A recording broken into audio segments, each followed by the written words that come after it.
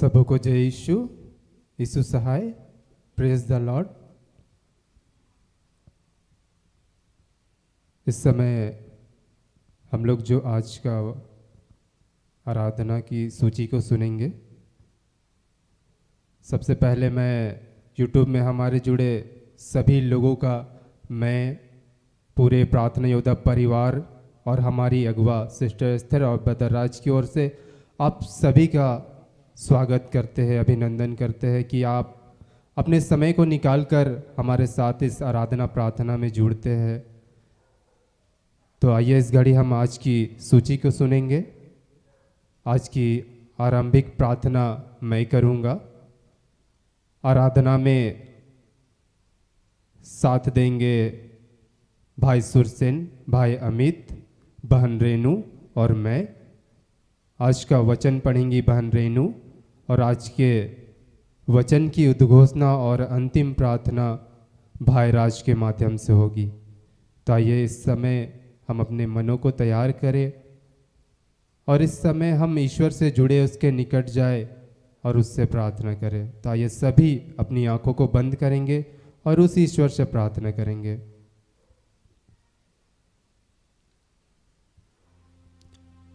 हे महान स्वर्गीय शक्तिमान पिता, धन्यवाद देते हैं प्रभु आपको आज के सुंदर दिन के लिए। प्रभु धन्यवाद करते हैं इस प्रार्थना योद्धा परिवार के लिए पिता।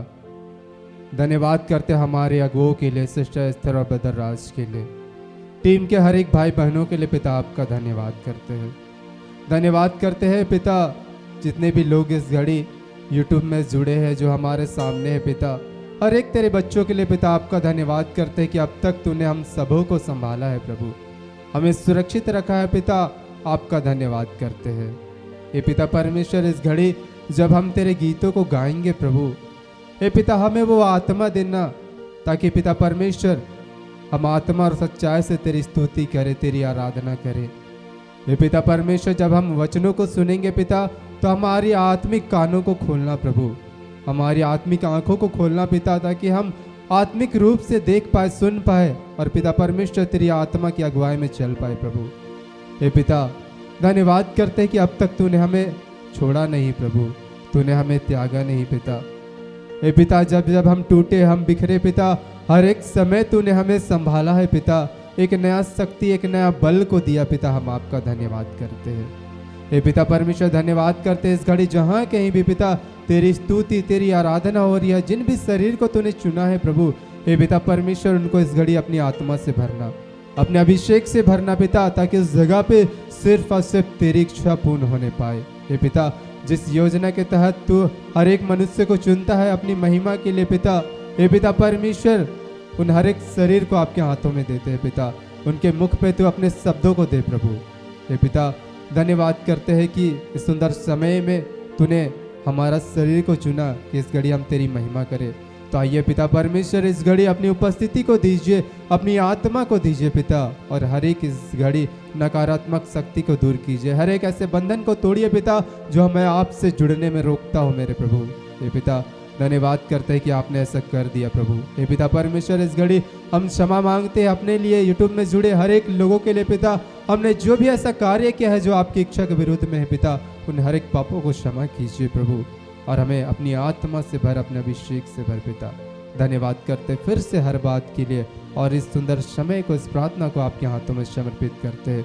प्रार्थना यीशु के नाम से मांगते हैं, दया से सुनिए और स्वर्ग के राज में ग्रहण कीजिए। आमीन। आइए हम प्रभु की आराधना में जाएंगे। जितने लोग यहाँ आराधनालय में उपस्थित हैं, ईश्वर के सम्मान, उसकी आदर के लिए खड़े हो जाएं, और जो यूट्यूब पे जुड़े हैं वे भी अपने घरों में अपने मनों को शांत करें और ईश्वर की महिमा के लिए अपने जगहों पर खड़े हो। आइए हम प्रभु की आराधना में जाएं।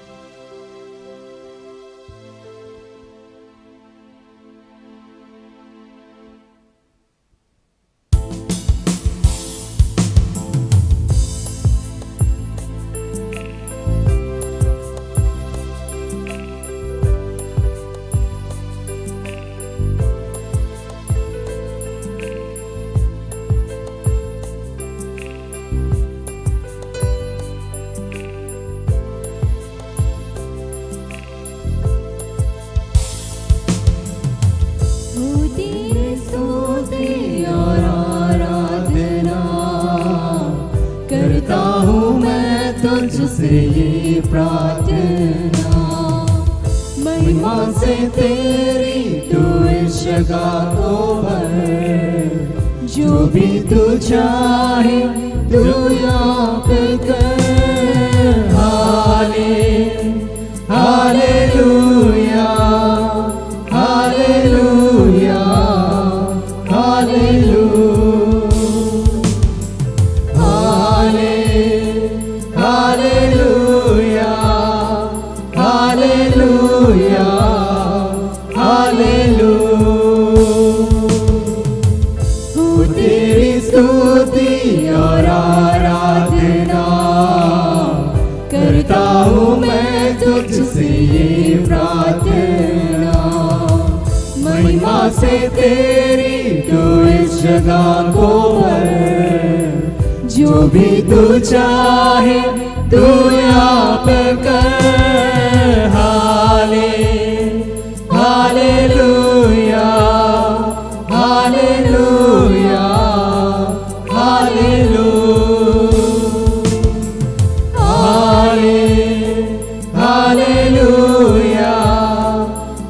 Hallelujah, hallelujah.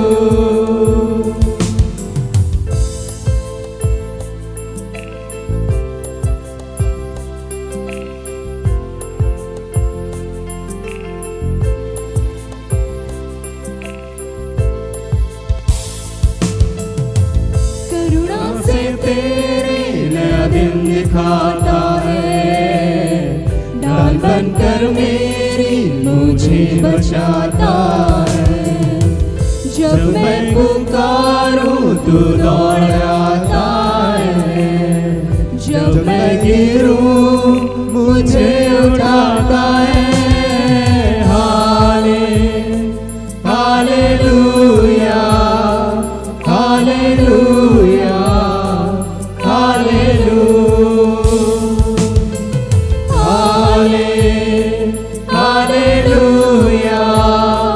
हालेलुया, हालेलुया, करुणा से तेरे नया दिन दिखाता है, ढाल बनकर मेरी मुझे बचाता है। जब मैं पुकारूं तू दौड़ आता है, जब मैं गिरूं मुझे उठाता है। हालेलुया, हालेलुया, हालेलुया,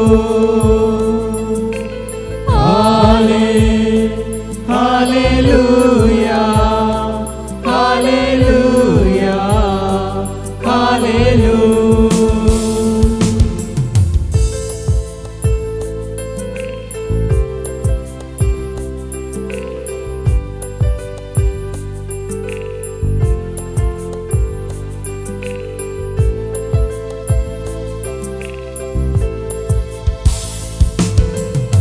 सारे जहां में तुझसा कोई नहीं, तुझको छोड़ कोई प्रभु है ही नहीं। घुटने में टेकूं बस तेरे सामने, तू है मेरा प्रभु, तू मेरा पिता। हालेलुया, हालेलुया, हालेलुया,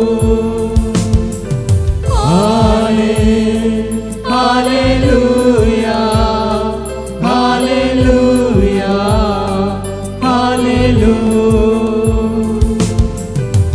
सारे जहां में तुझसा कोई नहीं, तुझको छोड़ कोई प्रभु है ही नहीं। घुटने में टेकूं बस तेरे सामने, तू है मेरा प्रभु, तू मेरा पिता। Hallelujah, hallelujah, hallelujah, hallelujah.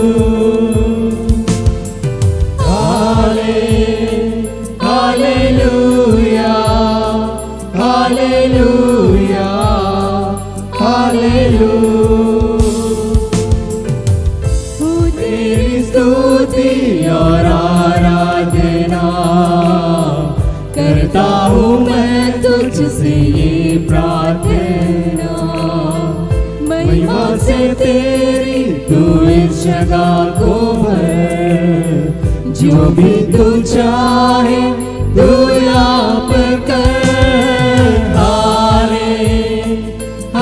Hallelujah, hallelujah, hallelujah, hallelujah,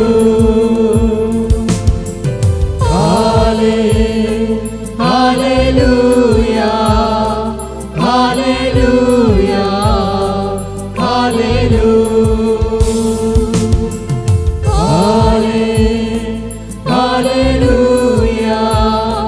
hallelujah, hallelujah,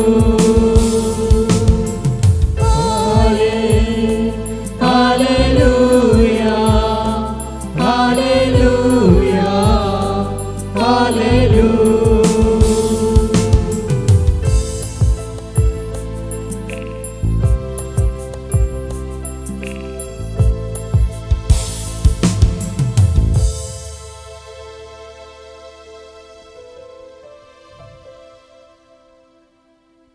आइए इस वक्त और एक गीत के माध्यम से हम प्रभु की महिमा करेंगे, हम उसकी आराधना करेंगे। आइए इस वक्त उस पवित्र आत्मा को पुकारेंगे और उसकी महिमा करेंगे।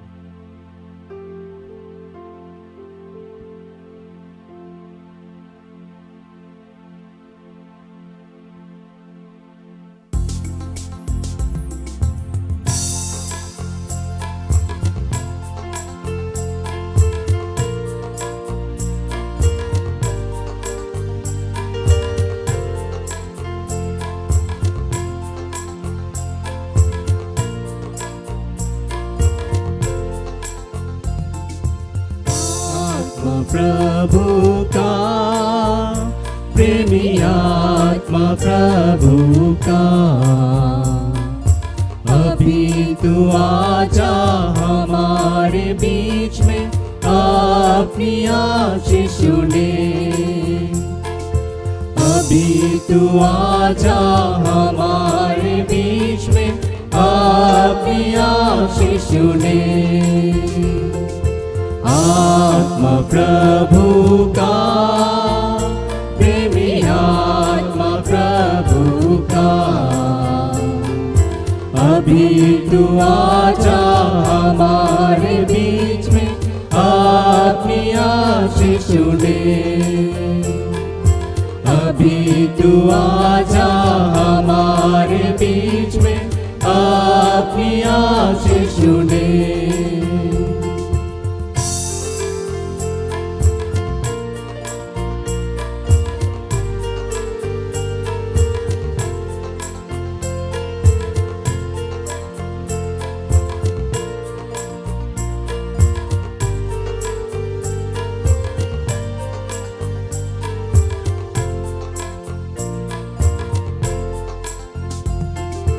दलदल के बीच में से दया से निकाला हमें, दलदल के बीच में से दया से निकाला हमें। पाप हटा कर साफ कर दे अपनी सामर्थ से, हटा कर साफ कर दे अपनी सामर्थ से। आत्मा प्रभु का प्रेमी आत्मा प्रभु का, अभी तू आजा हमारे बीच में, अपनी आशीष सुने। अभी तू आजा हमारे बीच में, अपनी आशीष सुने।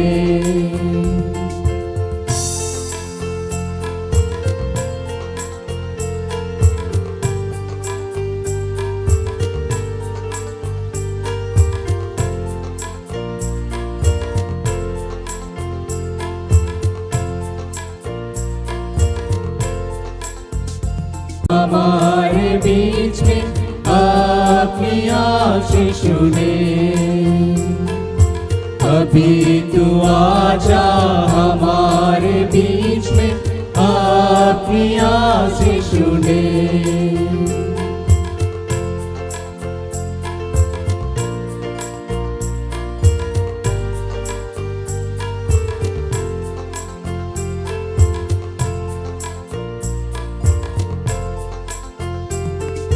आत्मा के वरदानों से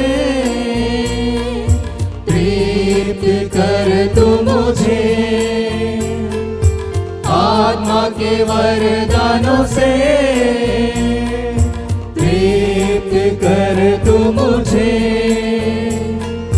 जाग उठूं मैं जलने पाऊं, ज्योति चमका मुझ में।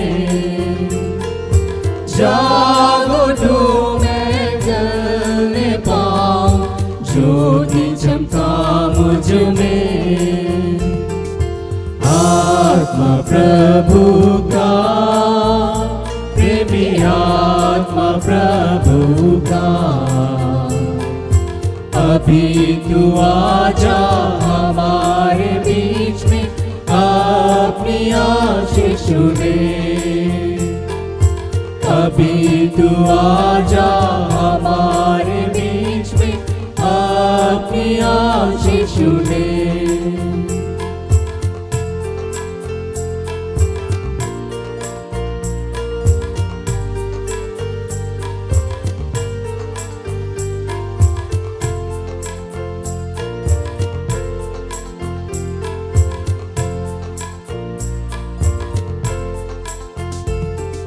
जीवन दिया तूने, जीवन दिलाऊं मैं भी। जीवन दिया तूने, जीवन दिलाऊं मैं भी। जीवन जल की नदियाँ मुझसे बह पाए जग में। जीवन जल की नदियाँ मुझसे बह पाए जग में।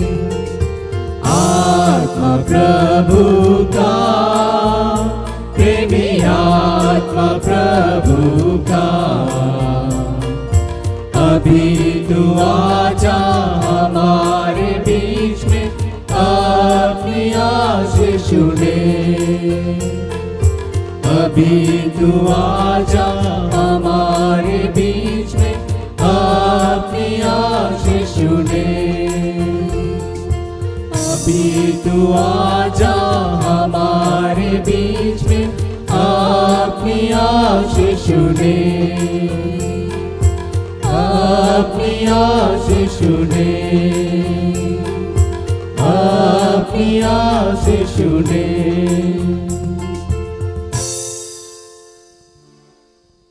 धन्यवाद पिता परमेश्वर। प्रभु हम आपका धन्यवाद करते हैं पिता। इस वक्त में प्रभु आपने अपनी महान उपस्थिति को दिया, इसका धन्यवाद करते हैं। हम धन्यवाद देते हैं पिता परमेश्वर। आराधना में, प्रार्थना में हम सब की अगुवाई की धन्यवाद करते हैं। हम धन्यवाद देते हैं पिता परमेश्वर कि आपने आत्मा से हर एक को भरा है, इसका धन्यवाद करते हैं। आपकी महान उपस्थिति का धन्यवाद करते हैं। धन्यवाद करते हैं पिता, सचमुच प्रभु आपने अपनी महान उपस्थिति इस जगह पर दी है, इसलिए धन्यवाद करते हैं। और धन्यवाद के साथ ये प्रार्थना को प्रभु यीशु हम आपके पवित्र मीठे नाम से मांगते हैं पिता। इसे दया से सुनकर अपने स्वर्ग राज में ग्रहण कर लीजिए। आमीन। आज के लिए यहाँ ठहराया गया वचन है जिसे हम पाते हैं नीति वचन सुक्ति ग्रंथ अध्याय 4 पद संख्या 18, 20 से 22, रोमियो 12 का 11।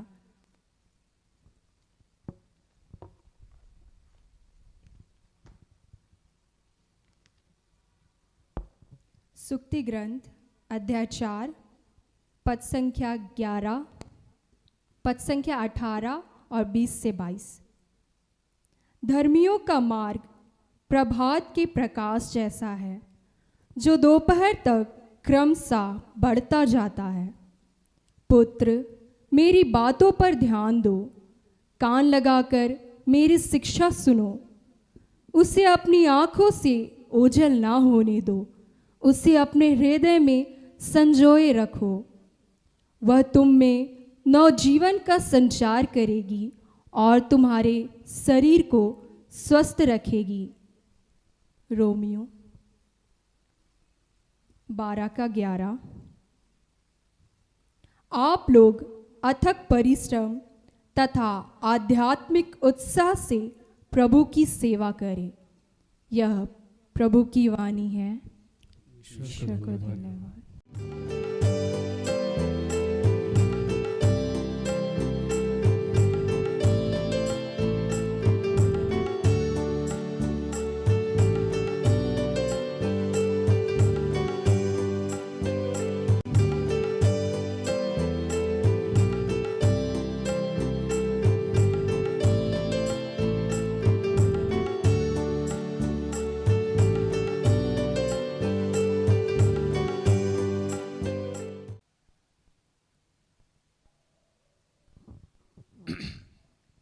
सबों को जय यीशु सहाय। आइए हम प्रार्थना करें। कि हे दयालु पिता, हे स्वर्ग और पृथ्वी के सृजनहार, हे हम सबके रचयिता, तेरा धन्यवाद करते हैं आज के सुंदर और आशीषित दिन के लिए जो तूने एक नए अध्याय के रूप में हमारे जीवन से जोड़ दिया। धन्यवाद प्रार्थना परिवार के लिए, इससे जुड़ चुके और जुड़ने वाले तमाम तेरे बच्चों के लिए तेरा धन्यवाद। हम सबकी अगुआ और आपकी दासी सिस्टर एस्थर और ऐसे जितने तेरे दास दासी हैं उन सबके लिए तेरा धन्यवाद करते हैं कि हे पिता, गर्भ से लेके अब तक तूने हमें संभाला, हमारी छोटी से लेके बड़ी सारी ज़रूरतों को अपने शाही खत्ते खोल के पूर्ण किया। तेरा धन्यवाद करते हैं प्रभु। तू जानता है प्रभु, तू सर्वज्ञानी है, सर्वस्व देखने वाला परमेश्वर है। हम कब कहाँ क्या करते हैं, कैसे करते हैं, सब कुछ जानता है प्रभु। तू उन तमाम बातों के लिए जो तुझे पसंद नहीं है पिता, उसके लिए तुझसे क्षमा चाहते हैं। और प्रभु कई बार हम उन बातों के लिए भी तुझसे क्षमा चाहते हैं जो हम जान के करते हैं। प्रभु हम सबको क्षमा कीजिए, अपने पुत्र यीशु के लहू से धो के शुद्ध और पवित्र कीजिए। इस वक्त पिता पुत्र पवित्र आत्मा हम सबकी मदद कीजिए। या हम सुन रहे हों या सुना रहे हों, समझ रहे हों, समझा रहे हों, जहाँ भी तेरे दास दासी तेरे बच्चे खड़े हैं उन सब पे अपना नियंत्रण कीजिए। आपके बगैर ये संभव नहीं है। जो भी डिस्टर्बेंस की बातें हैं, जो भी रुकावट की बातें हैं, वो सब यीशु आपके नाम से समाप्त करते हैं। धन्यवाद किया प्रार्थना प्रभु यीशु के जीवित और पवित्र नाम से मांगते हैं। दया से सुन और स्वर्ग के राज में ग्रहण कर। आमीन।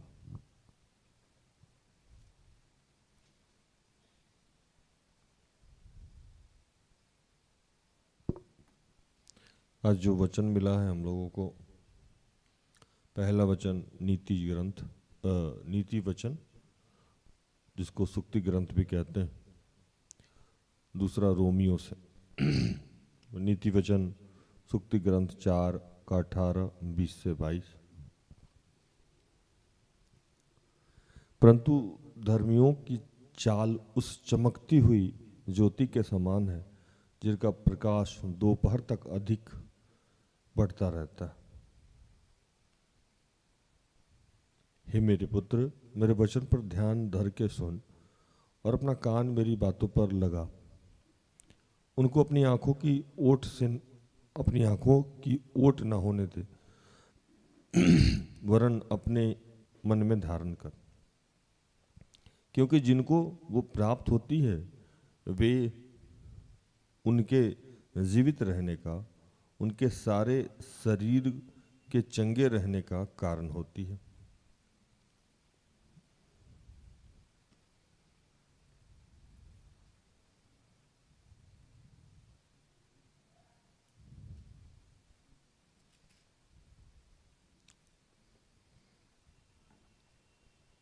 प्रयत्न करने में आलसी ना हो, आत्मिक उन्माद में भरे रहो, प्रभु की सेवा करते रहो।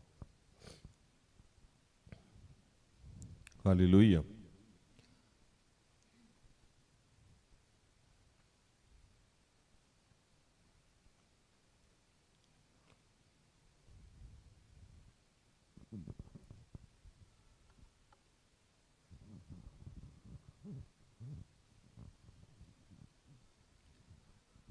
लिखता है कि परंतु धर्मियों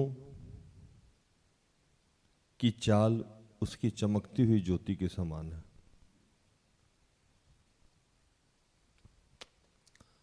हमारा आचरण और व्यवहार, जिसको साधारण भाषा में कहते हैं चाल और चलन,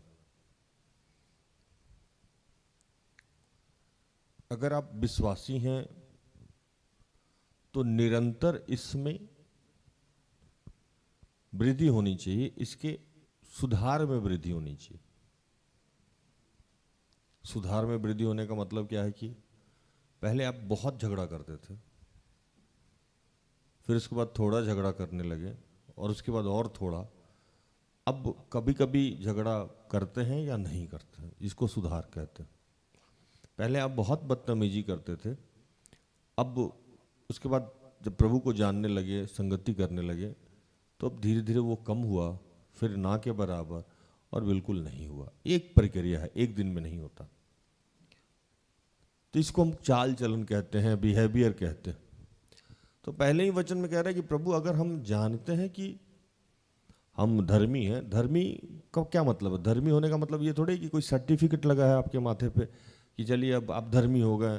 तो एक वो मिलता है ना, जैसे प्रशासनिक पदाधिकारी लोग हैं, इनको अशोक चक्र मिलता है या स्टार यहाँ लगा दिए कि भैया यहाँ एक स्टार लगा दिए, 2 स्टार लगा दिए तो सब इंस्पेक्टर हो गए, 3 लगा दिए तो वैसे हो गए, और वो एसपी लोग को अशोक लगा देते हैं या जो भी लगाते हैं तो वो हो गए। ऐसा कोई स्टार तो यहाँ लगता नहीं। तो कैसे जानेगा लोग कि आप धर्मी हैं? तो प्रभु कहा कि आपका जो आचरण है, आपका जो बिहेवियर धर्मियों की चाल में उसकी चमकती हुई ज्योति के समान है। जब आप चलेंगे, जब आप उठेंगे, जब आप बैठेंगे, जब आप बोलेंगे, तो लिखता है अगले वचन में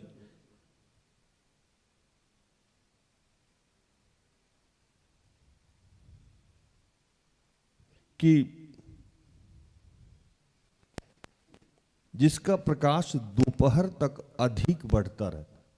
अब कभी देखें दिन को, जैसे जैसे सुबह हुई, भोर हुआ, सुबह और 10 बजा, फिर 11, फिर 12, सूरज क्या होता है कि मिडिल में आके स्टैंड कर जाता है और पूरा उजाला, भरपूर उजाला। मतलब वैसा है कि किरण जो है ना छेद के अंदर पहुंच जाती है।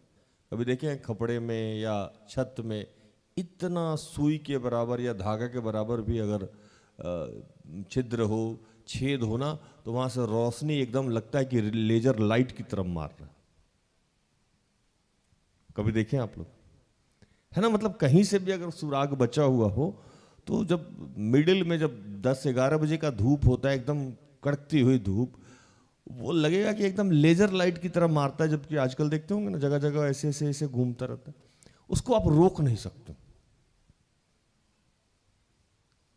उसकी रोशनी को आप नहीं रोक सकते।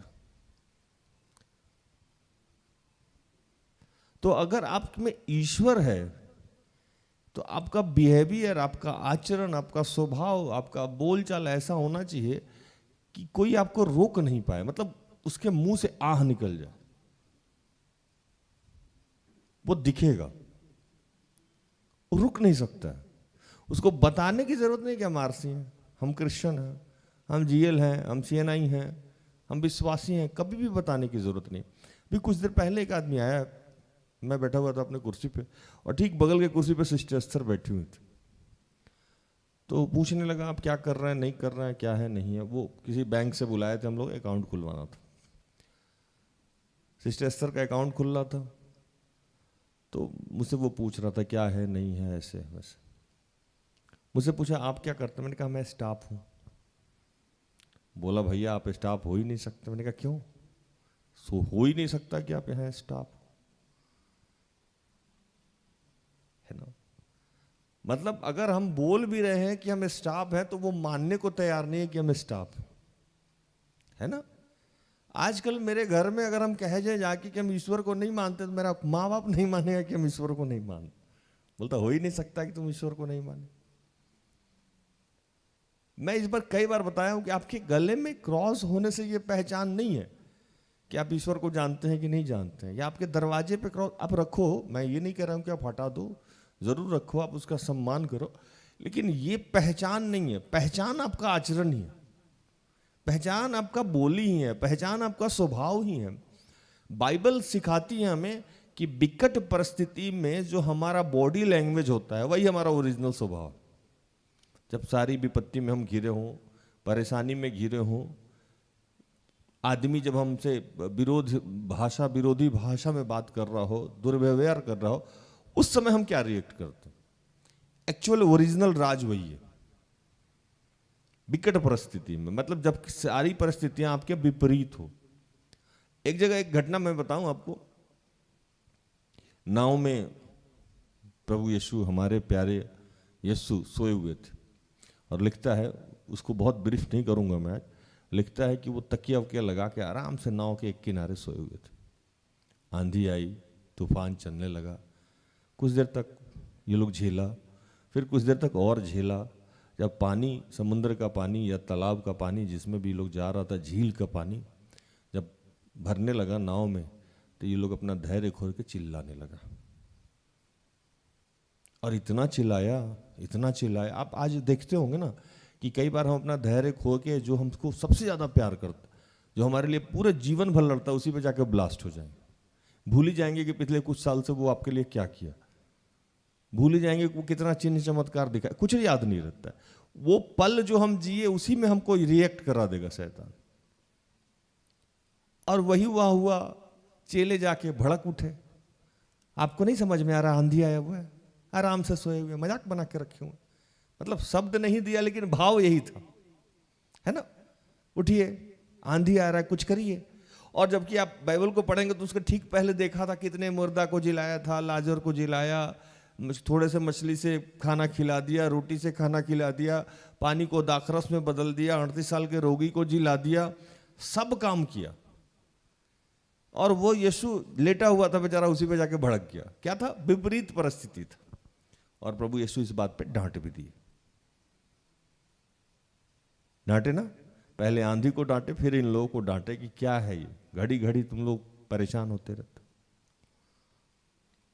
तो प्रभु बोला कि सबसे पहले आज आपको अपने आचरण, अपने बिहेवियर पे ध्यान रखना। और ये गड़बड़ाता क्यों है? लोग आज ये पूछेगा कि भैया ये गड़बड़ कैसे हो जाता है। लोग सोचते ना गड़बड़, दया कुछ गड़बड़ है, मेरी बेटी देखती है CID, गड़बड़ है। ये गड़बड़ कैसे हो जाता है, विकट परिस्थिति में कैसे गड़बड़ हो जाता है? तो ये जिस भाव को आज वचन समझाना चाहता है, उसका दूसरे खंड में हम लोग पहुंचेंगे। तो पहले तो ये समझना है कि किसी भी परिस्थिति में हमारा आचरण, और आचरण जो है, आचरण हमारा बॉडी लैंग्वेज किस चीज को दर्शाता है, जिस पे आज बात करेंगे। हमारा चेहरा, सारा खेल भैया इसी में है, चेहरे में है। कुछ लोगों को बहुत सारी बातें अब याद आ रही होगी, चेहरे में है। कई बार मेरे साथ जितने लोग काम करते हैं, मैंने बोलता हूँ तुम्हारा चेहरा बता रहा है कि तुम अंदर से भड़के हो या भड़की हो। क्या है? चिढ़े हो, क्रुद्ध हो, कुड़कुड़ा रहे हो, क्यों? नहीं भैया सब ठीक है, कुछ नहीं। अरे जब सब ठीक नहीं है ना, अब देखिए मेरे चेहरे तरफ देखिए आप। मुझे अगर कोई आदमी आके सामने कहे और मैं ऐसे बोलूं मैं बहुत दुखी हूं बहुत ज्यादा, अरे नहीं भैया आप तो बहुत हंस रहे, नहीं मैं बहुत दुखी। ये भाव क्या दर्शाता है? ये भाव क्या दर्शा रहा है कि मैं खुश हूं, और मैं ऐसे बोलूं मैं बहुत खुश हूं, नहीं मुझे कोई दुख नहीं। अरे आप दुखी हैं? नहीं मैं एकदम आनंदित हूं, मैं बहुत आनंदित हूं, बहुत ज्यादा आनंदित हूं। सामने से अमित बोला नहीं भैया आप दुखी हैं, गुस्सा हो, नहीं मैं बहुत खुश हूं। अरे भैया कौन सा खुश हो और कौन सा आनंदित हो, है ना? ये क्या है ना, कई बार हम बोल भी नहीं रहे हैं ना, लेकिन मेरा चेहरा दर्शा रहा है कि हम किस भाव में हैं। तो सबसे ये मैं क्यों एक्सप्लेन कर रहा हूं कि आपके आचरण और आपके व्यवहार और आपके विचार का जो आईना है, जो दर्पण है, वो आपका मुख है, वो आपका चेहरा है। आपकी आंखें, आपका लिप्स, आपका ओठ, आपका वो ये जो फेस है ना, ये दर्शाता है। कितने लोग आज मुझे कहते हैं कि फेस रीडिंग करते हैं राज भैया, कहीं से पढ़ के आए होंगे, है ना। कुछ दिन पहले हजारीबाग से एक लड़की आई मेरे यहाँ एक बच्ची आती है, वही लेके आई। वो बेचारी नकारात्मक शक्ति से परेशान थी, कुछ दिन यहाँ आई, ठीक हो गई, ठीक हो गई, ईश्वर की कृपा हुई उस पर। वो गैर विश्वासी परिवार से जाके अपने कुछ भाई बहन को लेके आई। भाई बहन लोग आया, एकदम बात हुई, तो हम कुछ बता दिए। अब घर पे जाके बोला फेस रीडिंग करते होंगे, सब कुछ इनको पता हो जाता है ना। तो भैया फेस रीडिंग अगर हम करते हैं तो वैसा फेस मत बनाओ जो हम रीड कर लें। अगर आपको पता है कि हम फेस रीडिंग करते हैं। कुछ दिन पहले की एक घटना बताऊं मैं आपको। मैं किसी काम से गया था अपने अकाउंटेंट के पास, हमारे जो सीए हैं। अब मुझे नहीं पता था कि वो किसी के साथ बैठे हुए हैं। आराम से उनको बताने लगे कि देखिए ये राज जी हैं, पहले कंस्ट्रक्शन का काम करते थे, आजकल पता नहीं क्या हो गया है, प्रवचन देते रहते है ना। और मजाक कर रहे थे कि हो सकता है ये बेवकूफ़ भी बना रहे हैं। बगल में एक बंदा खड़ा था, आई थिंक 50-55 साल का है। तो बोले हमारे पास ये बाबा हो गए हैं। तो वो बगल वाला बोला कि कुछ बताइए बाबा मेरे बारे में। मैंने कहा भैया ऐसे थोड़ी है कि हम लोग बाबा हैं, कहीं भी शुरू हो जाएंगे, कुछ आता जाता। तो होते होते हम लोग किसी रेस्टोरेंट में बैठ गए, खाना पीना शुरू हुआ। अब वो पकड़ लिए हमको, कुछ बताइए कुछ बताइए कुछ बताइए कुछ बताइए। और ये जो मेरे जो साथ बैठे हुए थे वो बोल रहे थे अरे हम तो जानते ही हैं। अब वो मेरा पुराना पास्ट जानते थे, उसके अनुसार वो मेरी मजाक उड़ा रहे थे। अचानक पवित्र आत्मा मुझे ग्रिप में लिया और जो बगल में व्यक्ति बैठा हुआ था उनके घर की कुछ बातों को प्रकट करने लगा, उनके ससुराल की कुछ बातों को प्रकट करने लगा, उनके बाल बच्चा की कुछ बातों को प्रकट करने लगा। अब वो लिटरली हाथ जोड़ के यहाँ आ गए, टेबल से उठ के नीचे कुर्सी से उसके टेबल पे बात, गुरुदेव क्षमा कीजिए हम आपको पहचान नहीं पाए, कहाँ थे आप, है ना। और वो जो घटनाएं घटी, मैं कई बार मैं पवित्र आत्मा से माफी भी मांगता हूँ कि प्रभु ऐसे ना किया करो आप लोगों के साथ। तो वो भी यही कह रहे थे शुरू में कि ये आदमी पक्का कहीं से पढ़ाई करके आया है, फेस रीडिंग करता है। लेकिन जब आगे और पोल खोलने लगा पवित्र आत्मा, तो वो बोले नहीं, कोई शक्ति है जो आपके साथ काम करता है, अचानक से कोई आदमी ये बात नहीं बता सकता। तो मैं क्या बता रहा था आपको कि चेहरा सारा भाव प्रकट कर देता है। जैसे मैं अभी एक्सप्लेन भी कर रहा था कि अगर मैं गुस्सा में हूं और मैं कह रहा हूं मैं आनंदित हूं, तो ये मैच ही नहीं होता। और मैं अगर आनंदित हूं और मैं कह रहा हूं गुस्सा में हूं, तो भी मैच नहीं हो रहा। अब जैसे एक बच्ची है मेरे पास, वो जैसे मैं मेरे पास पहुंचे कि मैंने कहा बेटा खाना नहीं खाई, नहीं भैया खा लो जाके, उसका शकल पे पता लगता है कि वो नहीं खाई है या नहीं खाया है। और दूसरे टर्म में भी पता लगता है, कई बार वो रोटी खा के आई है और चावल नहीं खाया है बच्चे ने, तब भी मैं बता देता हूं कि तृप्त नहीं हुआ है। मैंने कहा भात नहीं खाई, तो नहीं भैया, हम कि जाओ खा लो फिर आना। ये चेहरे का सारा खेल है। खेल क्या है? ये सारे चेहरे का है। और ये चेहरा ही आपका दर्शाता है आचरण, जिसपे हम लोग आजकल बात कर रहे थे। चेहरा क्या दर्शाता है? हमारे भाव को व्यक्त करता है, हमारे आचरण को व्यक्त करता है, हमारे बॉडी लैंग्वेज को व्यक्त करता है। कई बार आप देखिएगा, एक चीज और मैं बताऊं, मैं सोच रहा था प्रचार छोटा करके निकल जाते हैं हम लोग। प्रेम की कोई भाषा नहीं होती। प्रेम कभी किए हैं आप लोग? नहीं किए होंगे, नहीं किए। प्रेम एक विभिन्न समुदाय और विभिन्न देश या विभिन्न भाषा के लोग अगर प्रेम करें, एक मुंडारी कंप्लीट बोलता हो और एक उड़ाव कंप्लीट बोलता हो, दोनों को हिंदी पता नहीं है, लेकिन उनकी आंखें बात करती है। कभी आप देखें कोई विदेशी लड़की इंडियन लड़का से प्रेम हो गया हो, ये वाटर वाटर चिल्ला रहा है, ये पानी पानी चिल्ला रहा है, समझ में नहीं आ रहा कि वाटर क्या है पानी क्या है। वो ये एप्पल एप्पल कर रहा है, ये सेव सेव कह रहा है ना।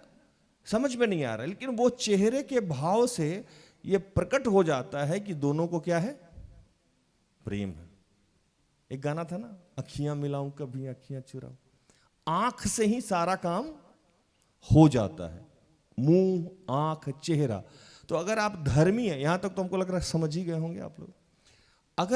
अगर आप धर्मी हैं तो आपके आचरण से प्रकट होगा, और आपके आचरण का जो मुख्य मार्ग है प्रकट करने का, वो क्या है, चेहरा है। हालेलुया। और ये चेहरा दर्शाता है, जब भी आप मेरे यहाँ आएंगे, हमारी अगुआ हैं जो सिस्टर स्तर, देख के लगेगा कि कोई शक्ति है, ईश्वरीय शक्ति जो है उनके साथ जो काम करता है। कई बार मैं बोलता भी हूँ, कम हंस लीजिए, है ना, फिर भी मुस्कुराती रहती और कहती हैं आशा में आनंदित रहिए, है ना, हर बात पे वो वचन कहती हैं।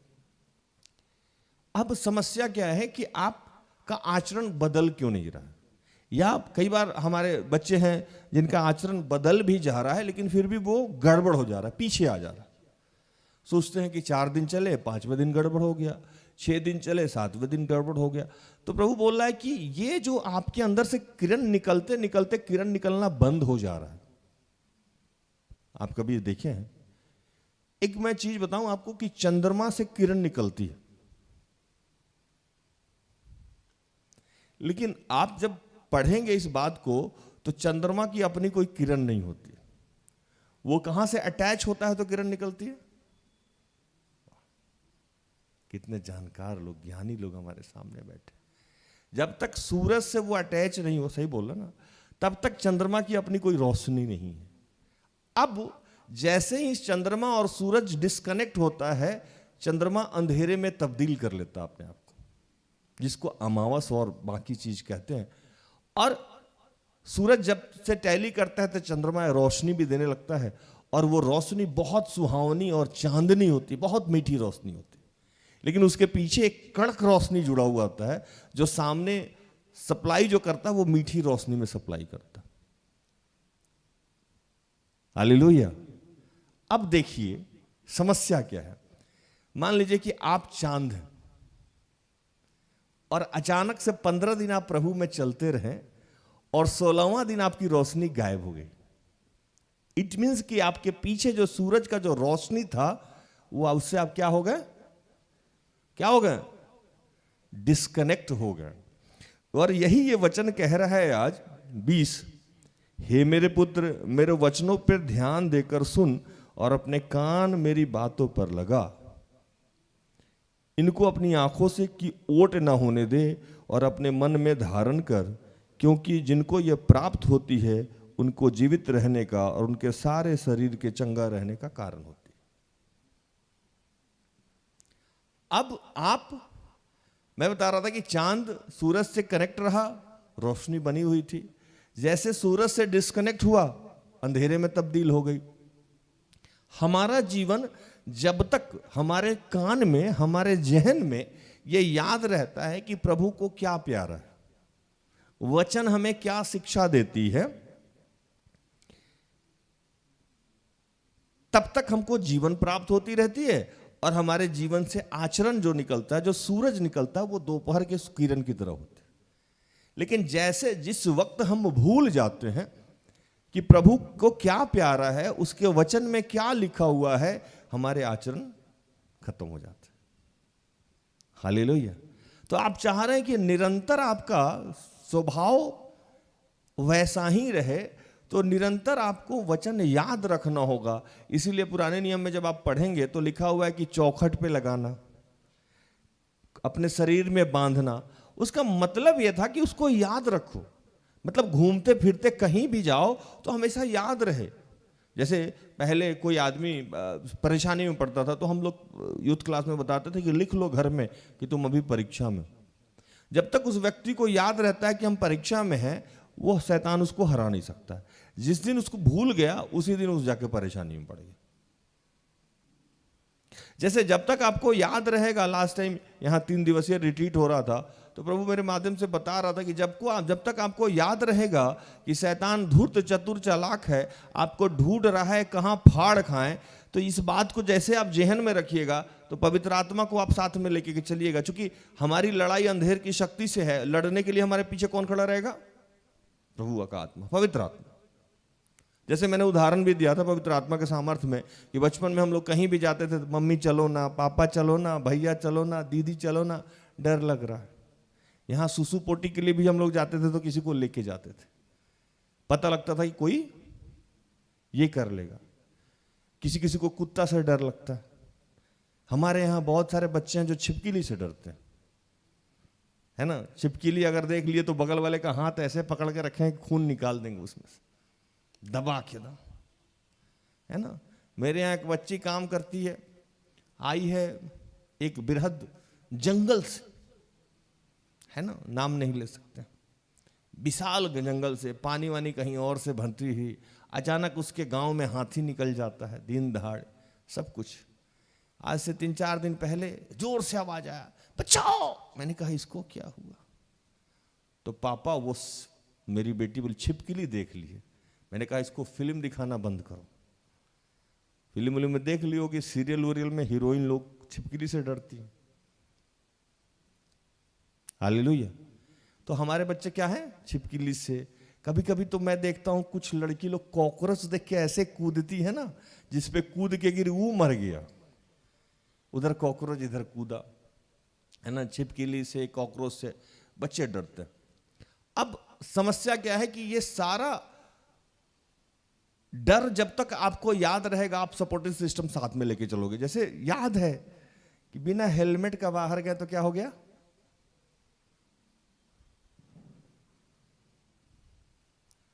पुलिस बुला लेगा, है ना। पुलिस क्या करेगा?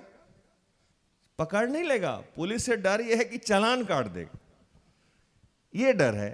हम अपनी सुरक्षा के लिए नहीं पहनते हैं, हमको ये डर है कि चालान कट जाएगा, है ना। बेल्ट हम अपनी सुरक्षा के लिए केवल हाईवे पे लगाते हैं, लोकल तो इसीलिए सीट बेल्ट लगाते हैं कि पुलिस पकड़ लेगा। तो ये डर होना चाहिए। आज एक मैडम आई थी, बहुत खूबसूरत महिला, तो मेरे से बोलने लगी कि राज भाई मेरे घर में ना कोई चलता हुआ नजर आता है। मतलब इधर बैठ के हम सब्जी मैगी काट रहे हैं, अचानक से लगेगा कि पीछे से कोई क्रॉस कर गया। मैं बैठ के मुस्कुरा रहा था, फिर मैं ऐसे कुछ काट रही हूं तो अचानक से लगता है खिड़की से कोई ही करते हंसते हुए क्रॉस कर गया।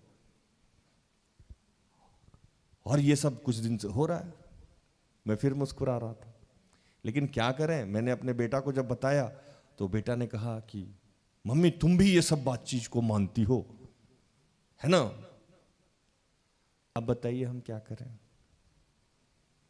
मैं आज प्रार्थना उद्योग के इस चैनल के माध्यम से अपील करना चाहता हूं, ये जितने बच्चे आजकल कहते हैं कि तुम भी सब चीज को मानती हो, तो मैं उनसे एक सवाल करता हूं, शैतान को आप नहीं मानते हो तो ये प्रोग्राम क्यों देखते हैं? शैतान का अस्तित्व है या नहीं है? है ना। जो शैतान के अस्तित्व को नहीं मानता है वो प्रभु का कभी सम्मान करेगा?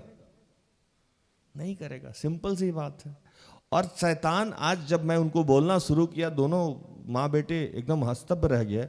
मैंने कहा आजकल एक शैतान का नया खेल है, जिसको मुझे पवित्र आत्मा ने कुछ दिन पहले बताया। शैतान ही आके कहता है कि शैतान नहीं है। हालेलुया। सुनिएगा बड़ा ध्यान से, ये सब इंटरेस्टिंग टॉपिक है। शैतान ही आके बोलता है, क्या है? शैतान नहीं है। अब जैसे मान लो, और छोटी सा उदाहरण में दे, शैतान आके आपको बोला, जिसको मैं भैया बोलता हूं, कि शैतान नहीं है, है ना। अब बाहर किसी व्यक्ति ने आपको किडनैप करने का या आपको मर्डर करने का प्लान करके रखा है, और वही व्यक्ति आपसे घर में आके कह रहा है, अरे अपर्णा कोई प्रॉब्लम नहीं, चलो ना, हम तो साथ में हैं, ऐसा थोड़ी कोई भय है। और आप क्या किए? उसके कन्विंस करने पर रिलैक्स हो गए। चलिए, आपकी मृत्यु निश्चित है कि नहीं है? है ना। शैतान का एक नया ड्रामा है जो पिछले कुछ दिनों से मैं देख रहा हूं, कि वो आके यही समझा रहा है कि मेरा तो कोई अस्तित्व ही नहीं है। आप तो विश्वासी हो, आपका तो कुछ बुरा हो ही नहीं सकता है। और इस संदर्भ में हम इतने रिलैक्स हो गए हैं कि हमने प्रार्थना करना बंद कर दिया। इस संदर्भ में हम इतने रिलैक्स हो गए हैं कि हमने अपने हथियार को लेना, हथियार जो है वो कहता है ना कि वो अंधेर में लड़ाई करता है। हमारी शक्ति लड़ाई क्या है? अंधेर की शक्तियों से। तो हमने अब तैयारी ही बंद कर दिया है ना। जैसे ज्योतिष भाई आके बताया कि भैया कोई चेकिंग नहीं है, पुलिस कोई काम नहीं कर रहा, तो हम हेलमेट लेंगे? नहीं। अब पुलिस एकदम छुप के बैठा हुआ है गुमटी में, जैसे कहें रोको भाई रोको, साइड करो, धड़ से चालान काटा। आजकल शैतान का यही काम हो गया। आजकल यंगस्टर को जितने बच्चे हैं यो कुछ नहीं है ना। अब पता लगा यो के चक्कर में ना धड़ से दबोच लो है ना। पफ में दबोच लिया, बार में दबोच लिया है ना, कैफे में दबोच लिया, और दबोचते के करता क्या आजकल शैतान। अब मैं उनको बता रहा था, आपको क्या लगता है कि आज शैतान आएगा इधर सिंह निकला हुआ है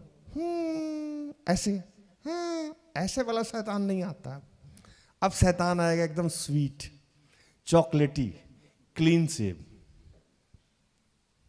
है ना, एकदम डैशिंग, आंख एकदम स्वीट सा, मुस्कुराता हुआ चेहरा, लगेगा कि इससे बेहतर दुनिया में कुछ हो ही नहीं सकता। और बाद में जब करीब आएगा तो लगेगा प्रॉपर ये दुष्टात्मा है, निकल लिया आपको, आपका पूरा लाइफ खत्म है ना। आजकल चोर जो होता है, पहले के जमाने में काला कलुट्ठा चोर होता था, अभी चोर वैसा होता है, अभी चोर एकदम वाइट कलर का। आजकल तो मैंने उसको भाई को बताया भी कि आजकल फिल्म में खलनायक भी ढूंढा जाता है एकदम स्वीट सा, मासूम सा, लगेगा कि ये खलनायकी कर ही नहीं सकता है। लास्ट में पता लगेगा अरे यार ये तो कत्ल करता है, मुस्कुराते काट दिया गला। लड़की से मोहब्बत कर रहा है, लड़का से मोहब्बत कर रहा है, गला काट दिया। और तो मुझे तो बहुत ताजुब होता है, लड़की लोग को पसंद भी वैसा ही है, आ बैल मुझे मार है ना। लड़की लोग हम लोग जैसे दाढ़ी, आंख लाल, दाढ़ी, ये वैसा वाला चाहिए। शैतान, अभी मैं सच बता रहा हूं, पहले हम लोग मूवी देखते थे तो वो मुखौटा लगाता था, एकदम इधर गंदा बंदा, इधर कोढ़ टाइप का निकला हुआ 50 किस्म का। अभी तो शैतान बगल में घूमता रहता, मुस्कुराता हूं, हाय ऐसे करते हुए लगता हुआ अचानक से गायब हो गया बॉडी। तो मैंने आज आपको नई चीज सिखाई, पवित्र आत्मा ने जो मुझे सिखाया है कि लोगों को रिलैक्स कौन कर रहा है? शैतान। मैं हूं ही नहीं, फील गुड हो जाएगा, अरे कुछ नहीं हो सकता, हम तो विश्वासी हैं, मेरा शैतान क्या बिगाड़ेगा। हाँ आप विश्वासी हैं, आपका शैतान कुछ नहीं बिगाड़ेगा, लेकिन विश्वासी के साथ विश्वास जिससे उत्पत्ति होती है, वचन, संगति, प्रार्थना, ये है तब ना आप विश्वासी हैं। ये आपने कितने दिनों से इसको धारण ही नहीं किया है, आपने अस्त्र धारण ही नहीं किया है, आपने प्रार्थना किया ही नहीं है, आप वचन पढ़े ही नहीं है, बहुत वर्षों से आप उपवास में ही नहीं गए हैं, आप मम्मी पापा का कहना सुन ही नहीं रहे हैं, आप भाई का कहना सुन ही नहीं रहे हैं, आप पत्नी का कहना सुन ही नहीं रहे हैं, आप सारा दिन कर रहे हैं और कह रहे हम तो विश्वासी हैं, मेरा शैतान कुछ नहीं कर सकता है। भैया कौन से विश्वासी हैं आप? विश्वासी हैं तो उसका गुण भी प्रकट होगा, तब ना आपसे शैतान दूर रहेगा। आप विश्वासी हैं, शैतान आपको कुछ नहीं कर सकता है। वो शक्ति आपके साथ काम करती है, जो सबसे शक्तिमान है, ईश्वर है, लेकिन वो कब? जब आप उसको निमंत्रण दे रहे हैं, उसको साथ में लेके घूम रहे हैं, आपने अस्त्र शस्त्र धारण कर रखा है, तब ना आप उसको हराएंगे। अब वो तो आके आपको कह दिया चिल करो, मैं हूं ही नहीं, अब पीछे से कहता धप्पा, अब लीजिए, आप रिलैक्स होके जा रहे हैं कि वो है ही नहीं, अब पीछे से आके धप्पा, चलो अब करें। तो ये हमेशा याद रखना होगा कि नेगेटिव वेव काम करता है, नेगेटिव शक्ति काम करता है, जो ऑलवेज आपको ढूंढ रहा है। अब वो ढूंढ रहा है और उसको हराने के लिए आपके पास शक्ति नहीं है। वो वचन से हारेगा, वो पवित्र आत्मा से हारेगा, वो प्रार्थना से हारेगा। वो छोटी छोटी बातों में आपको फंसा रहा है। मैंने आज सुबह सुबह एक भाई को फोन किया, मैंने कहा तुमको समझ में आता है कि लोग तुमको कैसे बेवकूफ बना रहे हैं? कोई कंफ्यूजन और डिस्कस कर लो, नहीं तो फंसा दिए जाओगे तुम। तुम्हारी अच्छाई तुम्हारे लिए हो जाएगी। आदम के हव्वा ने फंसा दिया उसके प्रेम में, लीजिए, है ना। शमशोन जो हड्डी से मारता था उसका नाम शमशोन ही था ना, उसकी प्रेमिका ने उसका बाल काट दिया तकिया के किनारे बैठ के, जिंदगी बर्बाद कर दिया बेचारे। सुलेमान इतना बुद्धिमान आदमी, उसकी पत्नी और उसके घर वाले ही इसको लेके चले गए। वो भी रिलैक्स था, मेरा कुछ नहीं हो सकता, हम तो प्रज्ञा से भरे हुए आदमी, हम तो सब उपदेशक और उपदेशक ग्रंथ लिखने वाले, हमारा क्या हो सकता है। विनाश हो गया।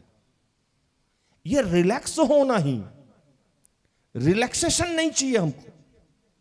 इसीलिए प्रभु आज दूसरा वचन दिया। पहले वचन में कि आपको अपने आचरण पे ध्यान रखना है। अगर आपका आचरण चमक नहीं रहा है, इसका मतलब कि आप वचन से, संगति से, प्रार्थना से आप अलग हो गए।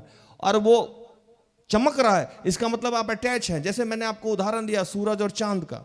चांद जब तक सूरज से अटैच है, रोशनी निकलती है और बहुत मीठी रोशनी निकलती है। चांदनी सबको प्यारा है ना।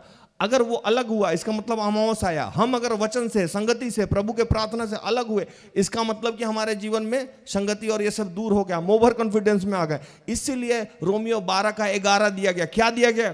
तो कहता है कि आशा में आनंदित रहिए, प्रयत्न में आलसी ना हो, आत्मिक उन्माद से भरे रहो, प्रभु की सेवा करते। प्रयास करना है, निरंतर निरंतर अपने आप को डेवलप करने के लिए प्रयास करना है। लाइक रोज आपको अगर बॉडी बनाना है तो जिम जाना होगा, निरंतर निरंतर आपको पढ़ाई करना होगा, तब आप IAS IPS या जो भी निकाल सकते हैं। निरंतर आपको, मैं कल मैं सिस्टर से कह रहा था, एक बात बताइए, कोई बच्चा आए यहां हमारे पास और 10 दिन तक एकदम घुटना में खड़ा होकर hallelujah hallelujah hallelujah hallelujah hallelujah hallelujah करता रहे, 11वां दिन गायब हो जाए, फिर 6 महीना बाद आए, कहे भैया अब इससे क्यों नहीं बढ़ा मेरा? बढ़ेगा? नहीं बढ़ेगा। आपको थोड़ा थोड़ा रोज ही करना होगा। ज्यादा अचानक से करने से आपका अभिषेक नहीं बढ़ जाएगा। कई बार बच्चे आते हैं, कहते हैं हम उपवास नहीं छोड़ेंगे जब तक वो लड़की नहीं मिलेगी। उनके बंद कर भाई, तुमको शैतान भरमा के तुम्हारे शरीर को खत्म कर देना चाहता है कि तुम बेड पे चले जाओ और ताली बजाएगा। उन्माद में भरे रहने का मतलब कि हमेशा एक्साइटमेंट होना चाहिए आपके लाइफ में, प्रभु को पाने का, प्रभु में बढ़ने का, वो एक्साइटमेंट होना चाहिए। जैसे किसी गरीब बच्चे को एक्साइटमेंट होता है नौकरी पाने का, उसको निश्चित तौर पे नौकरी मिले, वो रोज रिचार्ज है, उसको कोई रिचार्ज करने की जरूरत नहीं है, उसको कोई दूसरा रिचार्ज नहीं करता है, उसके यहाँ घड़ी भी नहीं है, अलार्म भी नहीं लगाता है, उसको जग जाएगा, उसको याद आएगा मेरा EMI का बिल नहीं गया है, पापा बड़ी खड़ूस है यार, बहुत सुनाता है, नौकरी निकालना होगा। सही बोल रहे ना? अरे सच बोल रहे ना, है ना। दिमाग में है बीबी आने वाली है, पैसा अकाउंट्स में होना चाहिए, क्या होगा। ये रात भर काम कराता है लैपटॉप पे। सही बोल रहे हैं? देखो ये अंदर से है। हम लोग के पास क्या है पता है, कुछ है नहीं। अगर प्रभु इस बार झटका ना तो इस उम्र में कहीं के नहीं रहेंगे।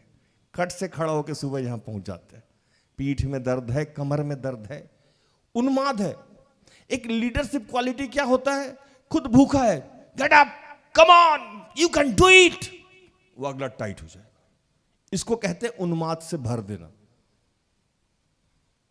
है ना। आप देखे होंगे ना कैप्टन को, मेजर को, लीडर को, वो खुद इतना कितना भी परेशानी में सामने वाले को जाएगा, रिचार्ज करेगा, कर सकते हो तुम, हो सकता है तुम जीत सकते हो, तुम ये बनने वाले हो, तुम वो बनने वाले हो। इस उन्माद से आपको भरे रहना होगा, तब आपके साथ रहने वाले लोग एक्साइटेड रहें। हम ही आलसी हो जाए, आएंगे। सुमित बोला भैया 10:30 से अपॉइंटमेंट, बहुत तबीयत ठीक नहीं लग रहा है सुमित, आते हैं 1 बजे तक। चलेगा सेवकाई? नहीं चलेगा, एक दिन से नहीं होता। हमारे घर में जो सबसे ज्यादा उन्माद से भरी हुई महिला होती है वो हमारी मां होती है। रात में बुखार है, सुबह में जगी, 60 साल की है, 65 साल की है, हेवी वेट है, जान रही है बेटी स्टाइल देगी, बेटा स्टाइल देगी, लेकिन धीरे धीरे ए स्वीटी जगना भुजिया लगा रही है ना, भुजिया लगा रही है, उठो ना, कब तक सोए रहोगी, पता नहीं रात में कहाँ रहती हो तुम, है ना, अच्छा रखो चाय बना दी है तुम्हारी। इसको कहते हैं उन्माद से भरे रहना। हर आदमी की मां है ना, हालेलुया। मेरी मां भी बचपन में यही, आज भी यही करती हैं। मैं तो अभी कभी कभी कभी कभी बोलता हूँ सो जाओ ना मम्मी, तुम मेरे चक्कर में मत रहो। खाए कि नहीं, नहाए कि नहीं, कहाँ गए थे, कब आए, वो एक्साइटमेंट है। उनको लगता है मेरा बच्चे को कुछ परेशानी ना हो जाए। कोई ये नहीं, सबसे ज्यादा जो उन्माद से, मैं उदाहरण दे रहा, सबसे ज्यादा जो उन्माद से मां भरी रहती है, वो हारती नहीं है, और इसीलिए उसका घर कभी बिखरता ही नहीं है। वो चाहे गरीब की मां हो चाहे अमीर की मां हो, वो हमेशा समेटती रहती है। मेरी एक आंटी है, कैंसर हुआ है, लेकिन आज भी घर कब आओगे बेटा, टिकट कटा लिए, टिकट का पैसा डाल दे, घर, वो लगी हुई है पूरा घर समेटने में। अपने जिएंगी कि मरेंगी तो ईश्वर जाने, लेकिन आज भी वो एक्साइटमेंट कम नहीं है परिवार के प्रति, लोगों के प्रति। सिस्टर एस्टर आपको देखिएगा कभी भी वो डिप्रेशन में नहीं नजर आते। मैं कभी कभी सोचता नहीं, किसी दिन तो थोड़ा सा चिल करो। रोज सुबह में उनको जग के ये रहता है कैसे हम प्रार्थना उद्धव पहुंचे। मैंने कहा इतना जल्दी क्यों जाना रहता है, बच्चे मेरे हैं, उनको नहा लीजिए, दे खाना खा, कुछ कर लेने दीजिए। उनका बस चले तो वो 6 बजे पैदल ही यहां पहुंचा। इतना ज्यादा उन्माद है, एक्साइटमेंट। और आज विश्वासी वर्ग से सबसे ज्यादा जो समाप्त हो रहा है वो एक्साइटमेंट। और एक्साइटमेंट किस चीज के, ईश्वर के प्रति से। क्या होगा चर्च जाने से, क्या होगा बाइबल पढ़ने से, क्या होगा प्रार्थना करने से, ये हमको शैतान समझा दिया है। शैतान हमारा एक्साइटमेंट कम कर दिया है, उन्माद कम कर दिया है, और हम आलसी हो गए हैं। क्योंकि जब तक हमें रिजल्ट पता नहीं है, रिजल्ट पता किसी आदमी को बता दो कि तुम जीत ही नहीं सकते हो, नो नेवर, आप कभी जीत ही नहीं सकते हो, आप तो लूजर हो, उस आदमी से काम होगा? वो जगेगा? वो जगेगा? जग ही नहीं सकता है। उस आदमी के दिमाग में रात में ही डाल दिया गया तुम लूजर हो, तुमको ना प्रार्थना योद्धा से कोई सुविधा नहीं मिलना है, तुम प्रार्थना योद्धा में रह के कभी तरक्की नहीं कर सकते हो, तुम ना ये धर्म कर्म के काम में ना फंस जाओगे, तुम ना राजविया के साथ रह के बर्बाद हो जाओगे।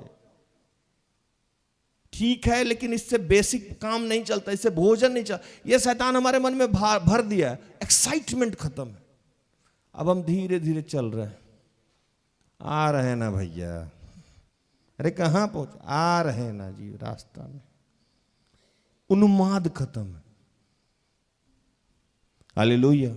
तो जब उन्माद खत्म है तो क्या कहे, प्रभु की सेवा करते रहो, आत्मिक उन्माद से भरे रहो, प्रभु की सेवा करो। आप अपने किसी भी काम में आप ढंग से काम नहीं कर सकते, क्योंकि आपके दिमाग में है कि आपकी नौकरी नहीं होने वाली।